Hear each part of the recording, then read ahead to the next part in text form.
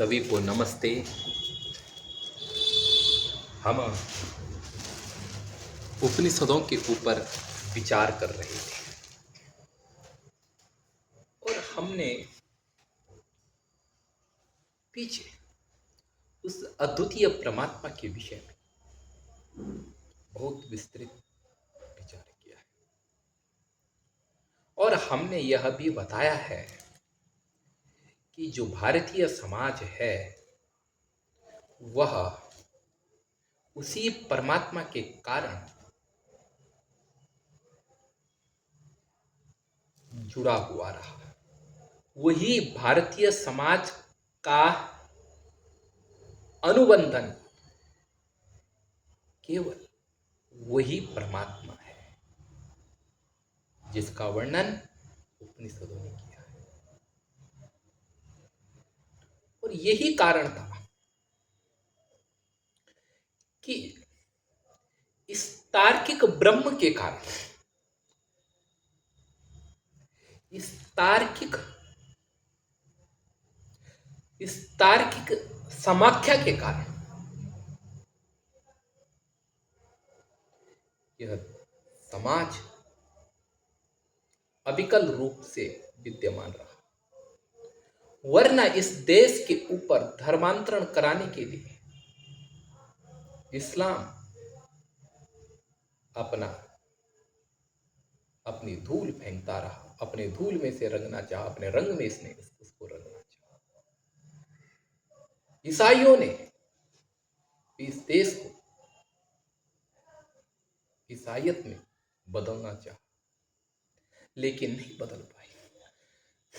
क्यों? क्योंकि जो अच्छाई थी वह इसमें घुल गई, क्योंकि इसमें अनेक सूत्र ऐसे हैं जो देश काल परिस्थिति संपूर्ण अच्छाई को अपने रंग में घोल सकती, अपने रंग में मिला सकती। और जो बुराई थी उसको इसने तर्क के माध्यम से खंडन किया। जो आग्रह था उस आग्रह को इसने तर्क वितर्कों के माध्यम से परास्त करती रही। इसलिए विधर्म मिट गया। और मिट गया कहने का तात्पर्य यह है कि हमारे लिए तो मिटा हुआ है। क्यों मिटा हुआ? क्योंकि जब उसने हमारे धर्म को ही प्रभावित नहीं कर सका तो हमारे लिए मिटा हुआ है। और जब भी आएगा मिटता ही जाएगा, सामने आएगा तो। क्योंकि इसमें विद्या और अविद्या का आगे बताएंगे। उपनिषदी विद्या ने समग्रता को अपने अंदर प्रस्थापित कर दिया।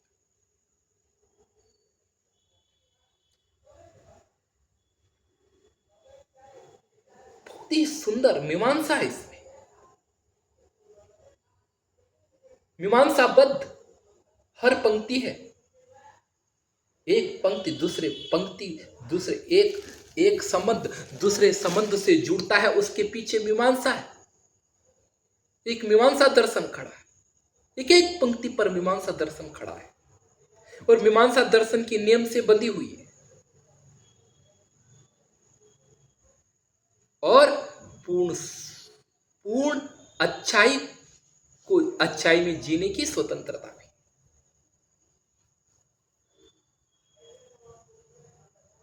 इसीलिए हमारा भारतीय दर्शन अपने में महान रहा।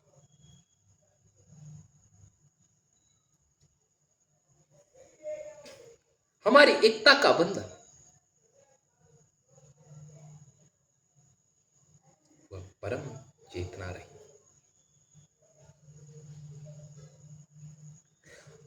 बुराई का अंत हमने बुराई से नहीं किया, प्रत्युत बुराई का अंत हमने परमात्मा के साक्ष्य में किया। और बुराई का अंत हमने ऐसा नहीं किया कि लड़ने के भाव आए तो हमने उसको लड़ गए, हमने उसको पीट दिया और उसको दबा के रखा। नहीं, बुराई का अंत हमने अपने अंदर किया है। अगर गुस्सा आया है तो गुस्से को अंदर योग से खत्म किया है, लोभ उठा है चोरी के लिए, उसका हमने अंदर उसकी जड़ काट दी और सद्भाव को सदा हम लोगों के साथ अपनाते रहे। लेकिन धूर्तों ने इस सद्भाव को नहीं समझा और इस सद्भाव को तोड़ने के लिए असद्भाव को देश में फैलाने लगे, मार काट कर।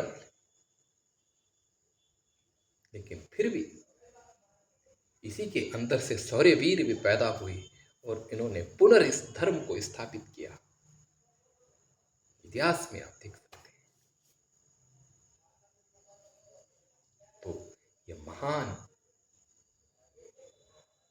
भारत इस महान ग्रंथों से जीवित रहा।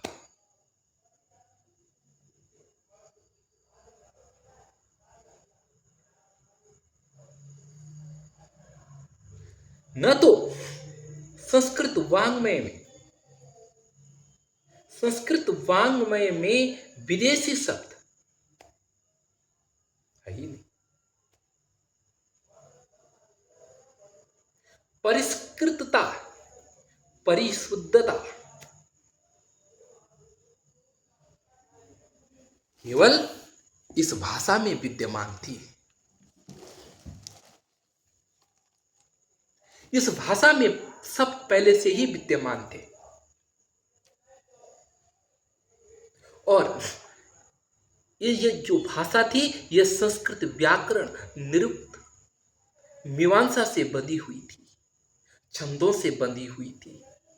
इसलिए कोई बाह्य शब्द इस भाषा में घुसने के लिए उन्हें बहुत कठिन पड़ा। शब्द बंधन से सामाजिक बंधन, अस्मिता बंधन यहां जीवित रहा।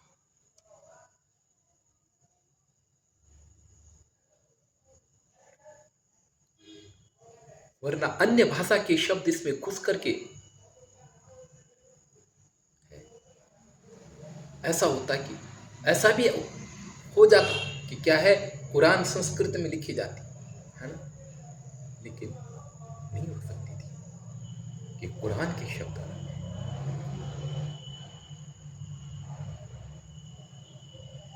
और संस्कृत प्रत्यय प्रत्यांतों से सिद्ध नहीं।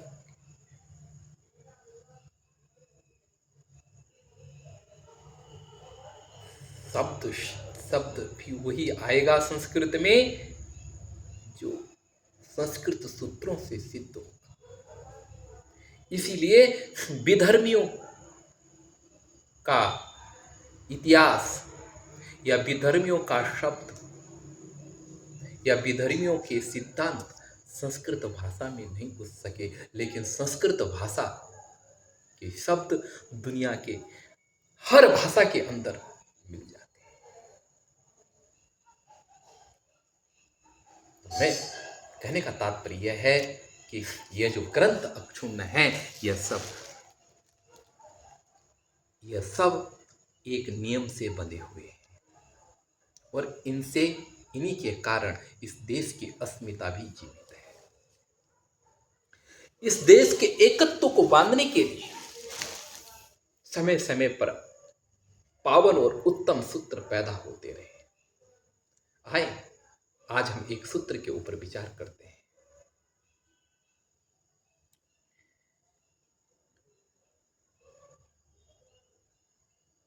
सूत्र है कि यस्मिन् सर्वाणि भूतानि आत्मैवा भूत विजानत तत्र को मोह क शोक एकत्वम् अनुपश्यत। यस्मिन् माने जिसमें, जिस तत्व में,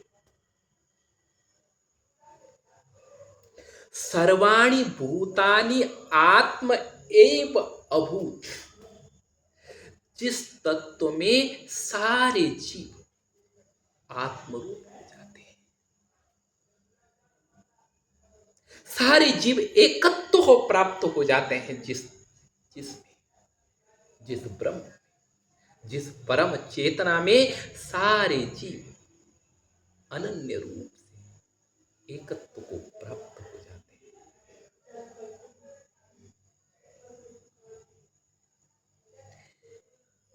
इति बीजानत, जिसमें सारे भूत एकत्व को प्राप्त हो जाते हैं, इस प्रकार जानते। और ऐसा समझ लिया, फिर क्या है, एकत्व अनुपश्यता, फिर जब एकत्व से उसका दर्शन करता है, एक बौद्धिक निश्चय, और बौद्धिक निश्चय से जब व्यवहार में भी उसका हम क्या है, दर्शन करने, एकत्व भाव का दर्शन करने लग जाते हैं, तो तब जब एक ही है सब, तो तत्र का मोह, फिर वहां कौन सा मोह रह जाता है, का शोका, जब मोह ही नहीं तो शोक कहां से होगा, क्योंकि मोह ही तो सबसे खतरनाक चीज है। मोह के कारण ही तो शोक पैदा होता है, मोह के कारण ही तो लड़ाई कलह पैदा होता है। जब शोक गया तो शोक के जितने कार्य हैं सब विदा हो जाते हैं, और मुख्य कार्य है शोक, तत्र का शोक, फिर वहां कौन सा शोक रह जाता है, का मोह, और फिर कौन सा मोह रह जाता है, अर्थात ये सारे विदा हो जाते। मोह, मोह का मतलब ये मेरा है ना, यही तो मोह है ना।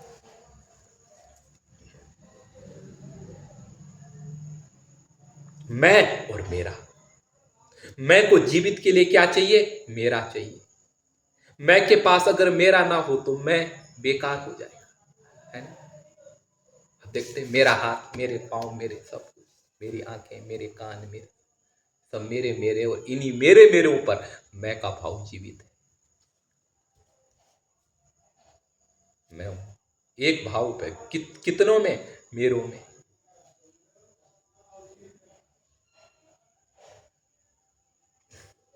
तो मैं की रक्षा मेरे से होती है, और मेरा जहां पर होगा वहां पर मोह होता है। ये मेरा है, ये तेरा है, ये उसका है, ये किसी का है, ये जो संबंध भाव है, इसके कारण व्यक्ति मोह में फंसा है, ममत्व के कारण, या मोह के कारण ममत्व पैदा होता है, ये भी कह सकते हैं, है ना। मोह हुआ, ये मेरा है, इससे मुझे कुछ मिलता है, ये मोह मेरा बन गया, बस मेरा और मैं। मेरे के साथ में किसी ने कह दिया कि मेरे को, किसी दूसरे ने कह दिया ये मेरा है, लड़ाई पैदा हो जाएगी, है ना? इसलिए मोह की जितने भी जंजाल है, मोह के कारण लोभ है, मेरा बच्चा है ये महान बनना चाहिए, है ना, इसके बराबर कोई होना नहीं चाहिए,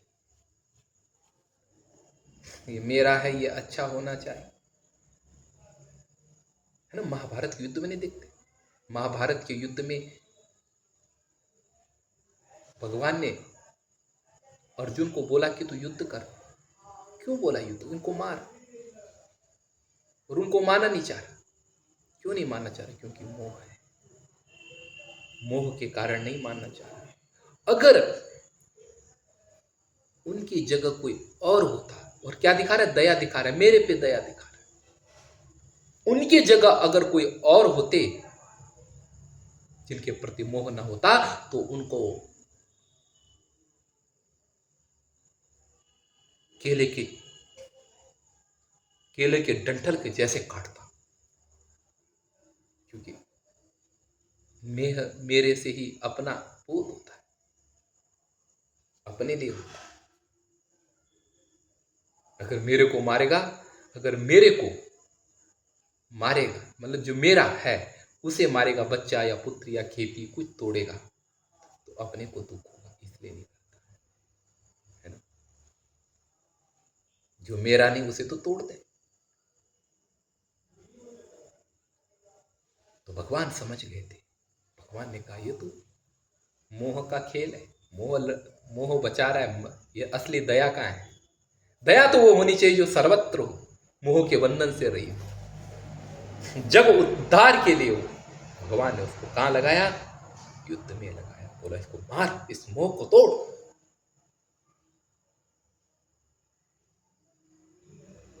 एकत्व भाव में स्थित करके। बस तो वो अधिक दूसरा प्रसंग है। तो कहने का तात्पर्य यह है कि जो भी आप देख रहे हैं ये सब मोह के कारण है। और जब एकत्व भाव हो जाता है तब मैं है वही दूसरा है, जो दूसरा है वो मैं हूं। एक ही है, तब किससे द्वेष करें? कैसे मोह होगा? मां विद्यते ऊह इति मोह, मां विद्यते ऊह इति मोह। मां मने नहीं, ऊह मैंने सोचना, बुद्धि। मोह एक ऐसी चीज है जिसमें बुद्धि खत्म हो जाती है ना? सोचने की क्षमता खत्म हो जाती है। मोह वैचित्य, जिसमें चित्त भ्रमित हो जाता है, या जिससे चित्त भ्रमित हो जाता है, वह मोह है। इसलिए जो सत्य को जब व्यक्ति देख लेता है तो द्वैत खत्म हो जाता है। द्वैत खत्म हो जाता है तो सब आत्मा ही है, अपनी आत्मा ही है। तब सबके प्रति प्रेम होगा, मोह नहीं होगा। तो सार्वभौमिक प्रयोग क्या होगा? प्रेम होगा, मेरा नहीं होगा। सब सारा विश्व अपना होगा, एक व्यक्तिगत रूप। मैं सारा विश्व मैं बनूंगा, और मैं सारा विश्व बनूंगा, और सारा विश्व मैं बन जाएगा। कोई व्यक्तिगत संपत्ति का अधिकार नहीं, कोई व्यक्तिगतता नहीं रही। जो सब है वो जब मैं बन जाऊंगा तो फिर मैं कहां गया? है ही नहीं। और जो मैं हूं जब वो सब बन जाएगा तब मैं कहां रहे? मैं तो अहंकार का नाम, वो गया। अहंकार की सृष्टि मेरा, वो अभी गया। और परम तत्व की सृष्टि पैदा होगी। एक नया ही व्यक्तित्व होगा, एक नई उमंग होगी, एक विश्व चेतना का आविर्भाव इस शरीर से होगा। परम भागवत सत्ता का अवतरण होगा, जिससे जीवन में अधिक आनंद, अधिक प्रसन्नता, अधिक प्रफुल्लता, अभयता, निर्भयता, सत्यता, सत्य संकल्प, सत्य काम, आप्त काम, इस चीज की प्राप्ति हो।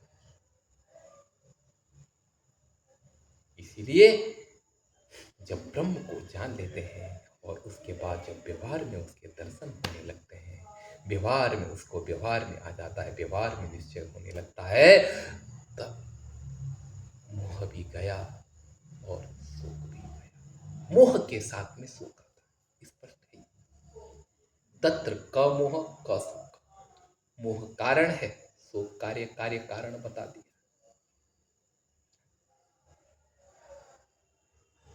गया।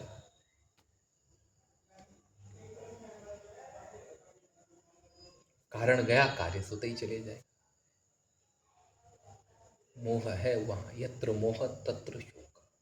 जहां मोह था वहां शोक होगा, विषाद होगा। और मोह तत्काल सुख तो देता है, लेकिन मोह का अंत हमेशा दुख और शोक है। ध्यान।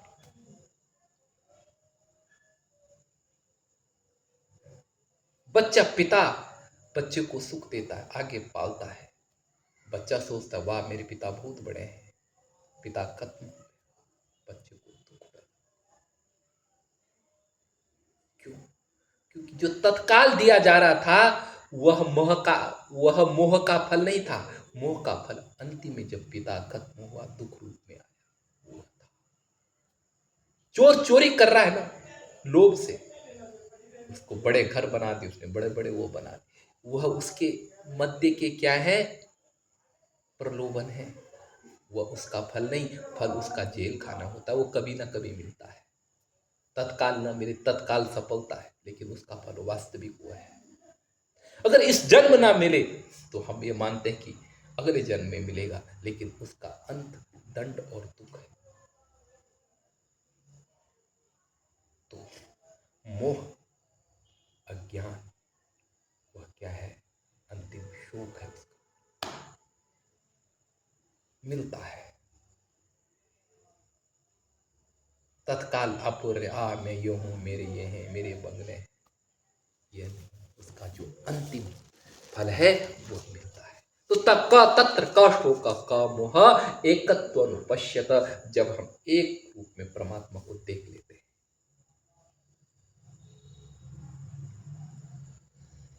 आगे बोलते हैं, आगे बताते हैं। अब जिसका हमने वर्णन किया है,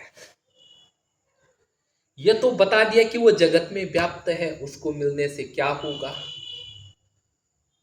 है ना, बता दिया, मन बुद्धि से परे सब बता दिया, मनुष्य जबिया, है ना, और उसको प्राप्त करके कर्म करना है, लेकिन उसका स्वरूप है कैसे, उसके बारे में भी तो बताओ कुछ। वह एग्जैक्ट कैसा है,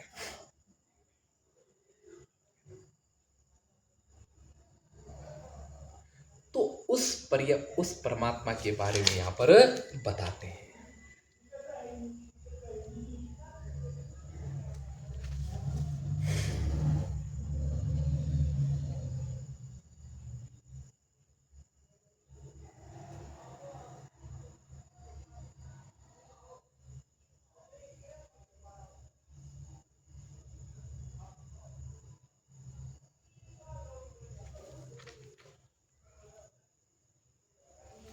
अच्छा,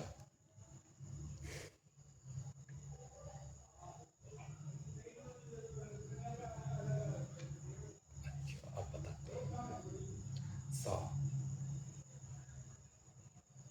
वह जो पर्याप्त की परमात्मा है वह कैसा है, तो उसके बारे में बता रहे। स मैंने वह परमात्मा जो सर्वत्र व्याप्त है उसके बारे में बता रहे हैं, जो सारे जीवों में उसके बारे में बता रहे हैं। और यह मंत्र ही वास्तविक परमात्मा का सच्चा लक्षण लगता है।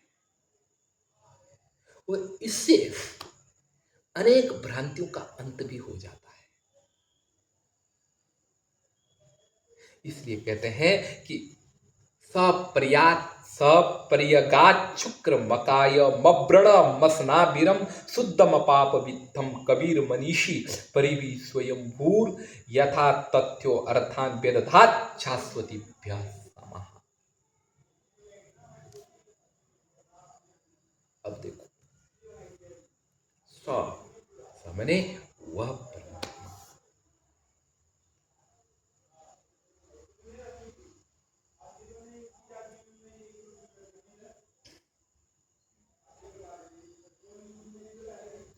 देखो इसके दो प्रकार से अर्थ करते हैं वो, दो तीन किस्म से इसका अर्थ करते हैं वो।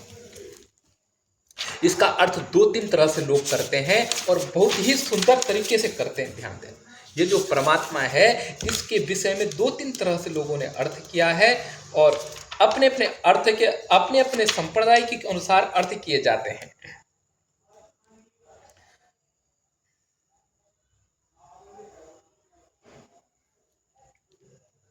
दो तीन तरीके से इसके अर्थ करते हैं। सपर्यगात, पर्य अगात, परि अगात पर्यगात। कुछ लोग ये कहते हैं कि वह सपर्यगात, वह व्याप्त है, परितः चारों ओर विद्यमान है, वो चारों ओर विद्यमान था, ऐसे भी लोग इसका अर्थ करते हैं। अर्थात सपर्य अगात, वह सब जगह गया हुआ था, अर्थात वह सब जगह विद्यमान था, ऐसा कुछ लोग अर्थ करते हैं। पर चलो अभी इसी के ऊपर चलते हैं। सपर्यगात, वह क्या है? सब जगह विद्यमान। और शुक्र वह क्या है? परम पवित्र है। कैसा है? परम पवित्र है, तेजोमय है, सात्विक सात्विक है, शुद्ध है, सुंदर है, पावन है, स्वच्छ है,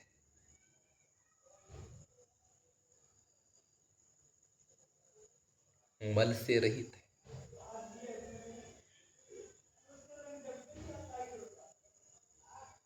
परम पावन है। उसकी पावनता से, उसकी पावनता के लिए ही सारी जगत दौड़ रहा है। उसकी पावनता मेरे में आ जाए। महान, पावन, पवित्र, सर्व पवित्र, सर्व प्रिय, सर्व सुंदर, स स परियगात है। वह क्या है? हर जगह गया हुआ और परम पवित्र है। और आगे बताते हैं अकाय। यहां पर समस्या आ जाती। समस्या यह आती है कि वेद तो कहते हैं कि उस भगवान का कोई शरीर ही नहीं, और पुराणों में बता रखा है कि वह जन्म लेता है। वो पुरुष उसने मां के गर्भ में जन्म लिया। वो हंसता है, रोता है, खेलता है, गोपियों की विरह में रोता है, सीता की विरह में रोता है। तो देखो ये क्या है? पौराणिक परंपरा है, अलंकारिक परंपरा है। लेकिन वास्तविकता यह है, वो व्यवहार को समझाने का एक तरीका है। वास्तविकता यह कि परमात्मा का कोई शरीर ही नहीं। अकायम न काया, उसका कोई काया ही नहीं है, शरीर से वर रहित है, अकाय।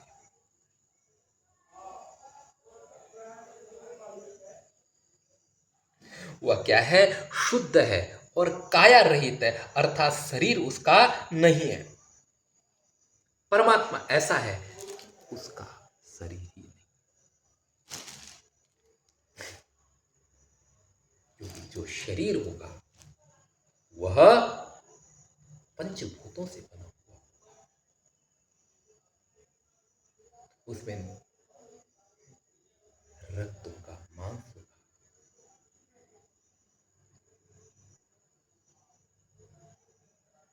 और बंधनाधीन होगा। क्योंकि शरीर के गुण धर्मों में जीव बंधा हुआ है, ऐसे ही ईश्वर को भी शरीर के गुण धर्मों में बंधना पड़ेगा और ईश्वर का ईश्वरत्व तो खत्म हो जाएगा। इसलिए वेद कहता है कि अकायम, उस परमात्मा का कोई भी शरीर नहीं। इसलिए ईसाइयों ने ईसाइयों ने भी इस ईश्वर को क्या है, बाइबल में तो ये लिखा गया कि उस ईश्वर ने इस मनुष्य को अपने जैसे बनाया। अर्थात जैसे मनुष्य की काया है, ऐसे ही हो सकता है ईश्वर की काया हो उनके मन। उसका भी बात खत्म। कुरान में, कुरान की बात देखो, कुरान में भी ये बता रखा है, उस ईश्वर को गुस्सा आता, उस ईश्वर क्या है, सात आकाश में रहता है। अब गुस्सा आता है, बीवी है, उसके बच्चे हैं, उसके परिस्ते हैं, उसका मंत्री है, सब है ना। पूरा मनुष्य की नकल की हुई है, समाज की नकल, राजा का राज्य भाव सब ईश्वर पर थोप दिया। अकाय, उसका कोई भी शरीर नहीं है। वेद ने साफ निषेध कर दिया। ऐसना विरम, उसके शरीर में उसके कुछ ऐसा नहीं है कि नस नाड़ी उसके शरीर में हो, न काया है, न नस नाड़ियों से रहित है ना, न कोई नस है, न कोई नाड़ी, सबसे वो क्या है, रहित है।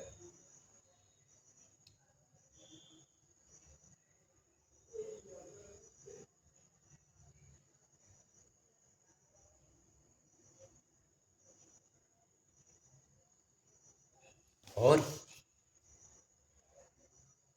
आगे बताते हैं कि उसके शरीर में कोई नस नाड़ी भी नहीं है, अर्थात पंच भौतिक कोई शरीर रूप से वो है, से रहित है ना। आगे बोलते हैं कि फिर आ गया शुद्धम। अब पहले शुक्रम दिया, शुक्रम का अर्थ तेजोमय, परम पावन, परम शुद्ध, परम प्रियस है, परम पावन। और फिर दिया शुद्ध। शुद्ध का अर्थ क्या है? देखो, रजोगुण, तमोगुण, सतोगुण, इन तीनों गुणों से जो रहित है, प्राकृतिक जो सुंदरता के गुण हैं, उन सारे गुणों से ये रहित है। ये सुंदर है लेकिन प्राकृतिक गुणों से सर्वदा रहित है। सत्वगुण, रजोगुण, तमोगुण, इनकी सारी, इन सब से वह अलग, सुंदर है लेकिन इन सब से अलग, अनिर्वचनीय सुंदरता उसकी है, अनिर्वचनीय तत्व है वो। मन, वाणी, बुद्धि से उसका कोई पता नहीं चल सकता है, कभी नहीं आ सकता है, क्योंकि मन, बुद्धि, वाणी यह सब गुणों के ऊपर ही काम करती, त्रिगुण है ना, तीनों गुणों के ऊपर ही काम करती, उनसे वह अतीत है, शुद्ध है। और अपाप वित्तम, और वह क्या है? पाप, शुभाशुभ जो क्या है, कर्म है, वह उसे स्पर्श तक नहीं कर। अपाप वित्तम, वह क्या है? वो पाप से कभी विद्ध नहीं हो सकता, अर्थात उसको पाप, अशुभ कर्म कभी उसे स्पर्श तक नहीं कर सकते।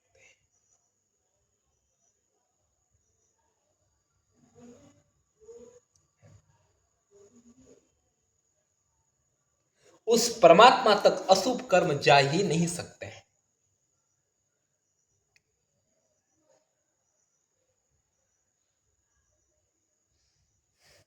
और वह क्या है? सारे पापों से रहित है।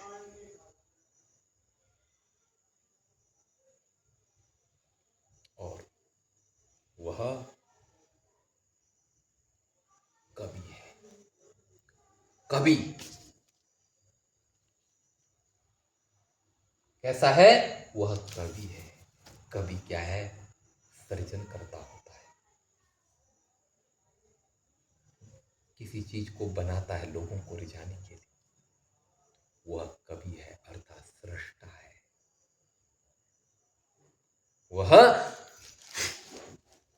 चीजों का निर्मात्री है। और वो क्या है? मनीषी, मनीषी अर्थात सर्वज्ञ है, सृष्टा है, सर्वज्ञ है। परमात्मा के सारे लक्षण बताए।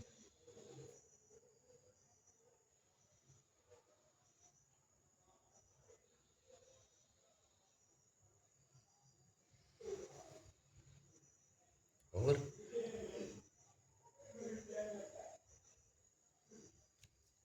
आगे बताते हैं कि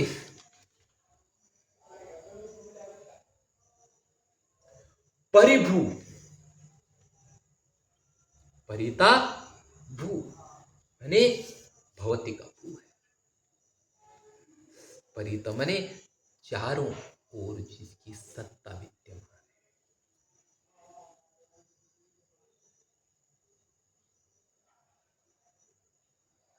जो चारों ओर विद्यमान है।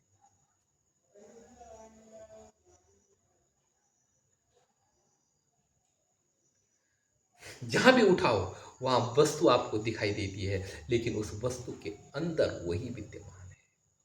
बाह्यांत है ना, स बाह्याभ्यंतर अभिचाय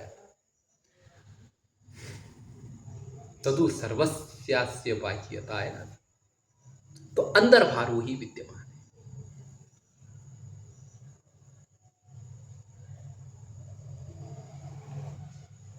अच्छा, क्या उसको किसी ने बनाया? प्रश्न बनता है। आधुनिक विज्ञान भी बोलता है कि अगर कोई भी चीज है, कोई भी मैटर है, वो भौतिक है। और भौतिकता से उत्पन्न होता है। बोला ईश्वर भी तो ऐसा होगा। अगर बोला जगत को किसने बनाया, बोला ईश्वर ने बनाया। बोला ईश्वर को किसने बनाया, बोले जब जगत को बनाया है किसने, तो ईश्वर को भी तो किसी ने बनाया होगा, है ना।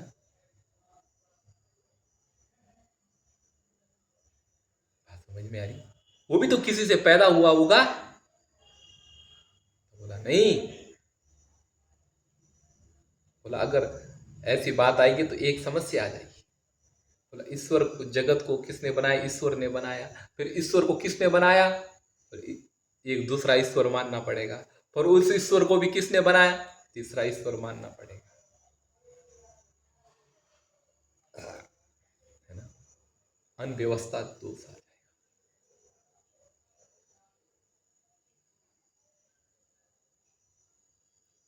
और अनन्याश्रय दोष आ जाएगा, क्योंकि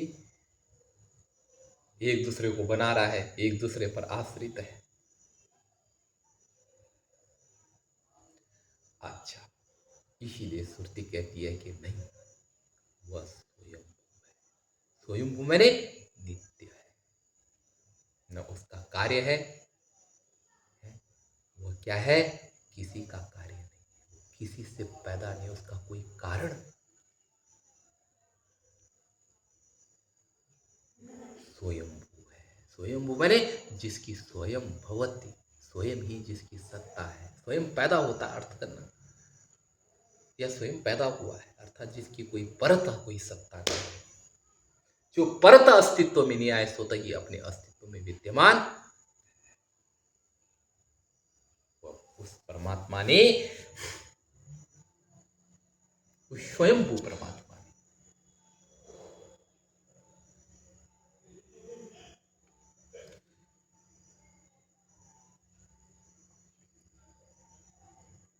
शाश्वती समाभ्य, यहां पर दो अर्थ करते हैं। आचार्य शंकर की परंपरा को मानने वाले ज्यादातर यहां पर क्षमा संवत्सर का वाचक मान करके काल अर्थ लेते हैं कि अनादिकाल से शाश्वतीभ्य समाभ्य।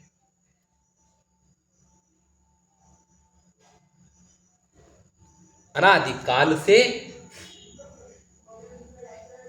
यथा तथ्य, माने यथा योग्य प्राणियों के जो क्या है कर्म फल है, उनको क्या है यथा योग्य जो क्या है अर्थान, मैंने प्राणियों के जो क्या है, प्राणियों यथा तथ्य, यथा योग्य, सारे प्राणियों के लिए जो क्या है यथा योग्य कर्मानुयोग्य क्या है अर्थान, मैंने जो अर्थ है उनको व्यवधात, मैंने वह क्या करता है रचता है। वह परमात्मा ही क्या है जिसके ये सारे गुण बता रखे हैं। वह परमात्मा अनादिकाल से, जब से यह उत्पन्न हुआ यह जगत, तब से कर्म के अनुसार जो जगत के पदार्थ है उनको जीवों के लिए रच रहा है, बना रहा है।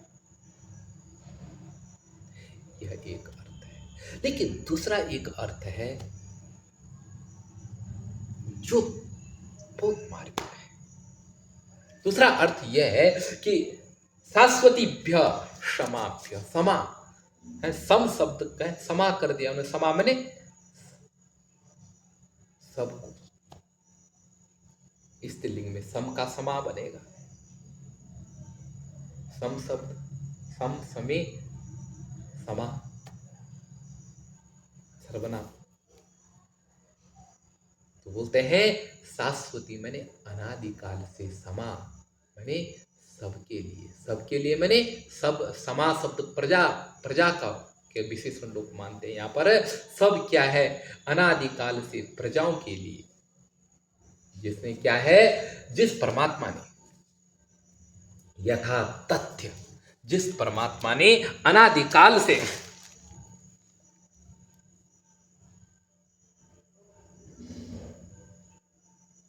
जिस परमात्मा ने अनादिकाल से सारी प्रजाओं के लिए यथा तथ्य अर्थान, मैंने यथार्थ,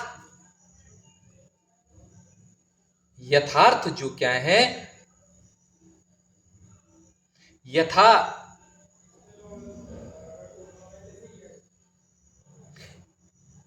सारी प्रजाओं के लिए यथार्थत अर्थान, मैंने यथा योग्य अर्थों को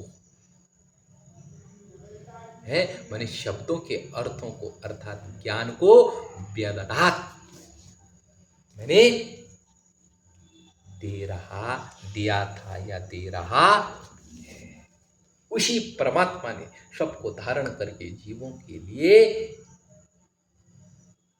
यथा योग्य ज्ञान को दिया, या जीवों सारे अनादि सारे सारे जीवों के लिए उसी परमात्मा ने यथा योग्य पदार्थों को दिया।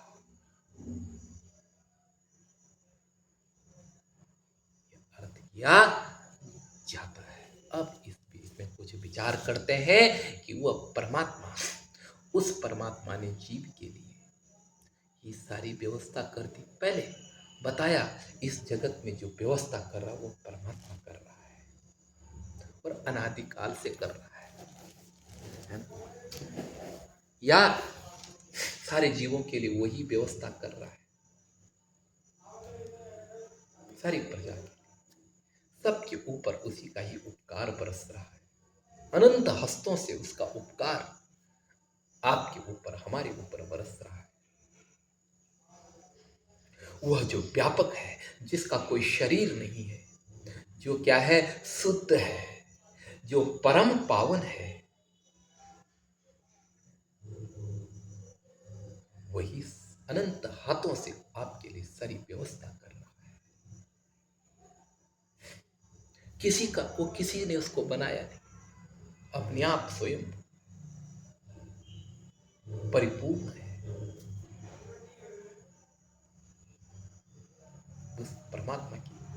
उस परमात्मा की शरण में ही जाना चाहिए, उसका ही बंधन करना चाहिए। तज्जपस तदर्थ भाव योग सूत्र में आया है। उसका जप, उसके अर्थ की भावना इस प्रकार करनी चाहिए, उपासना करो उसकी। तो मैं अपनी वाणी को विराम देता हूँ। आप लोगों के साथ में वार्ता परिचर्चा होती रही। सभी को शुभ रात्रि, नमस्ते।